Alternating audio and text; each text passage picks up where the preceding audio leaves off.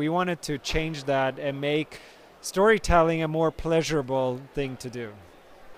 Prezi has exceeded our wildest expectations. We have 45 million people who have signed up to start using the product, and it's all over the world. So the reason why I'm in Brazil now is actually it's our fastest growing market, and we only launched the Portuguese version of Prezi a year ago, but already now we have 1.5 million users here in Brazil. Well, one of the funnest things that I've seen now is people are using Prezi even to do karaoke. So you can see on YouTube people doing Prezi-okes. But I don't think that's the main use case. I mean, Prezi is good because you can embed it in your website, but you can also share it on your iPad, on your iPhone, so you can access the presentations on many different devices. So I think that's really good.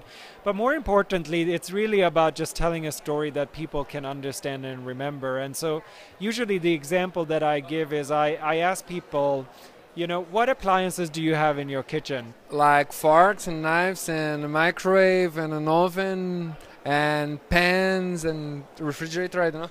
Yeah, so I guess for you to remember those things, you had to imagine your kitchen and you did a walkthrough, right? You didn't do what most people do in presentations. You didn't do a list of words, right? So for millions of years, your brain has actually trained itself to remember things in the form of spaces, so that, you know, when you see a microwave oven and forks and all of those things, you also see how they are laid out next to each other. And that helps you to understand and remember not just the microwave and the forks, but the fact that you're in the kitchen. And this is really what Prezi does. So you may be talking about your startup project, and you need to show the big picture of what is the entire project, but then you also need to zoom into details like who is the team, what are the risks you're trying to avoid, what is the goal that you're trying to achieve. But when you can move between the big picture and the details, it really helps people to understand and remember. Not to mention that you can show a walkthrough of the user experience. Yeah, absolutely. So what was the biggest challenge for you? Because it feels like simple, that it just sticks and it does, but... Well, we started this company actually in 2008 in the middle of a big recession, and we started it from Hungary. So when we said we wanted to compete with Microsoft, Google, and Apple, you can imagine how people reacted. No way. And from Hungary? So it was actually 1.5 years I worked without a salary, and so there was a lot of challenges in the beginning. But then when we launched, it actually started spreading virally immediately. And so I really believe that, you know, building a great product is what makes a company successful, and that's what we've been fortunate to find a way that people really wanted to, you know, share their ideas in better ways and through a product that could help them to do that. How do you make money? So you can use Prezi for free as long as you're willing to publish the presentations that you create. But if you want to make them private, then you need to start paying. Okay, and did you need funding from investors? Yeah, so we got actually funding from investors. For example, the guys that invested in Facebook, the first investors there, invested also in Prezi and TED. But the truth is we haven't used a single dollar of those investments because people are paying for Prezi, so we are very fortunate.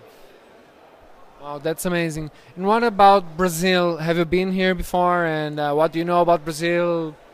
Well, this is my first time in South America, and so I'm beginning in an awesome place in Sao Paulo. I just arrived in today, so I'm looking forward to actually exploring the city myself, but it's pretty impressive just how large the city is, but also the positive energy that's in the city. And business-wise, did you find any company to do any deal with or something? Yes, of course. Yeah, so we're just launching a collaboration with Soap because we have this shared value to really help people to be better presenters. It's not just about the technology, but it's also about like helping people to think through their ideas. And Soap is doing an amazing job with that. They're working with all the big companies here in the country, but I think also increasingly getting younger people to learn more about presentations as well. And how are you guys collaborating? They are taking Prezi inside the corporations? Yeah, so they have become our first official Prezi expert, and so they are now working with their clients and introducing Prezi as an alternative to the slides. Oh, that's great. Any trends that you see are going to stick next? I mean, for guys who are looking for areas to innovate. In general, I think that, you know, artificial intelligence, robotics, the usual suspects, they are really, really interesting right now. But I think that Prezi is a great example of, you know, taking on an area where there had been no innovation for 25 years and changing it around.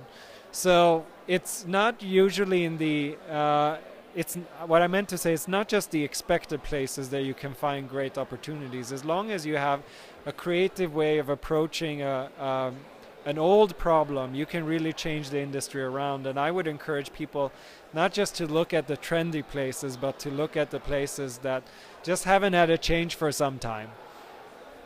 That's great. Well, thank you and good luck ahead. Thanks for the interview. Yeah, thank you so much.